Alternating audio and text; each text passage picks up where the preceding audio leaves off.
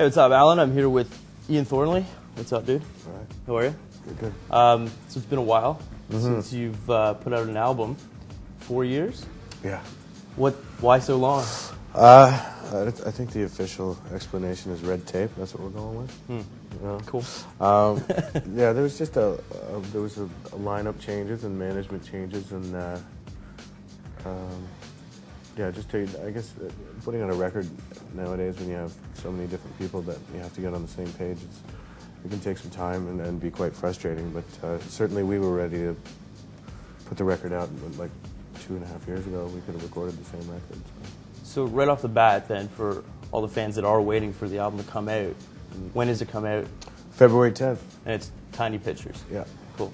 And you were saying lineup changes and management changes, yeah, and getting people on board is, well, I guess affects an album. So how has that affected the new album? Well, musically, not so much. It's just a matter. It's the logistics of getting it out and the sort of, you know, the stuff that we like to call the grown-ups. The stuff the grown-ups deal with is what holds it up. Musically, we were fine, and it was actually a really sort of quick and painless process recording the record. Choosing the songs and choosing the direction of the album was harder than actually recording it. So, you know, it's once it's out of our hands, it's literally out of our hands. I mean, if I was a president of a record company, it'd be different, but I certainly don't want that responsibility. Yeah. So the new single, Make Believe, it's really good. Thanks. It sounds like Thornley. Indeed. But it sounds, well, I mean, and we were talking about this before the camera started rolling. Nick, how do you say his last name? Masculinix. Yeah. He's produced Foo Fighters. Yep.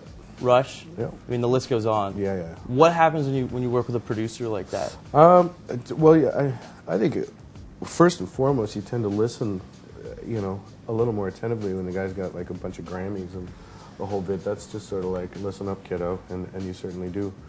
But it was, you know, once we got past all that, it was a really sort of easy and focused process working with him. He really wanted to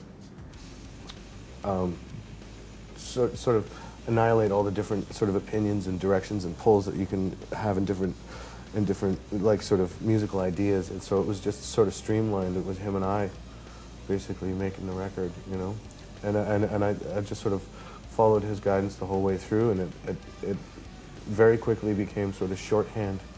Him and I sort of developed a language in the studio, sort of like finishing each other's sentences and just, you know, sort of riffing off each other, and it was a really, really joyful experience, you know. Now, you're saying, like, hey, listen up, kiddo, but, I mean, you've been around for a while, too, yeah, right? So did you have to say something? I mean, when you work with a new producer, do you have to say, like, hey, this is what I'm about, you know, this is what I want? Well, you know what? I actually relied on him for more of that. Yeah. Because I tend to sway, right? And that's why he wanted no other people around. Because I'll be like, you know, if somebody presents a good case, I'll be like, you know what? He's right. Yeah. This should be disco. You know? You know what? He's right. We are a punk band. Yeah. You know, I'll sort of morph my beliefs into whatever, you know, somebody's selling me, and I'm sort of innocent that way. And he's just like, you know, fuck this. Well, let's shut it down and let's just have you do you, which is, I think, what we accomplished. So it was you know, for me it was sort of a revelation. I was like, wait a second, you know, I do have my own kind of thing, and you know, and it encompasses a lot of different vibes and styles and textures and stuff. So it was you know, it was a nice sort of a freeing sort of record to make in that way.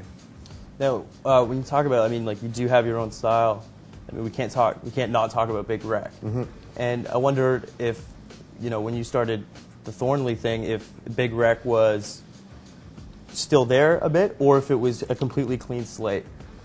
Well, the band certainly wasn't, but yeah. I mean, I don't know. Stylistically, it's sort of. I always thought that we came out of something that we really, really believed in. We were just young and really, really opinionated and really cocky. Not that I'm not now, but you know, I just sort of hide it better, I think. And I think when we got out of when I got out of Big Wreck, I think that the last Thornley record was just sort of it was a real departure for me personally. Like, there wasn't any of that sort of vibey, you know, getting all the dust and the grease on the record, and you know, and all that stuff. I love that stuff. This one was just a polished, clean machine, which I you know, now I don't listen to that record. I listen to the old Big Wreck stuff. But I think this album is more of a return to sort of that style of making a record, where you have the beautiful mistakes and all the, you know, all the little nitty gritties. When the ghosts can get on the tape, you know, we have a lot more of that. With you know, having learned a lot of this, just sort of structuring songs and keeping it tight and streamlined. Like, it's just sort of a nice balance between the two. I like what you said there, the ghosts getting on the tape. Is there drawbacks to that? Well, yeah. I think radio nowadays is not really keen on, like, ooh, what was that? But I mean, I am. It's like, I love listening to the older albums, and you know, when you hear somebody cough in the background, or you know, and when you hear the tapes, like, I love those little things are the ones that stick with you, you know. And when you really start falling in love with music, like when you're in your early teens or whenever it happens for you, those are the things that, you know, make the music yours. You're like, nobody else noticed that, but I did. And I think when you cut all of that away, and you know, if I go on in the middle of a rant in the middle of a song, and you know, there might be some little nuggets in there that might be worthy of keeping. That's just, nope, you know. Yeah. It's got to be 320. You know, I like the 7-minute, you know, self-indulgent go-offs, and I like it when other people do it too. You know, but it's got to be good. So yeah.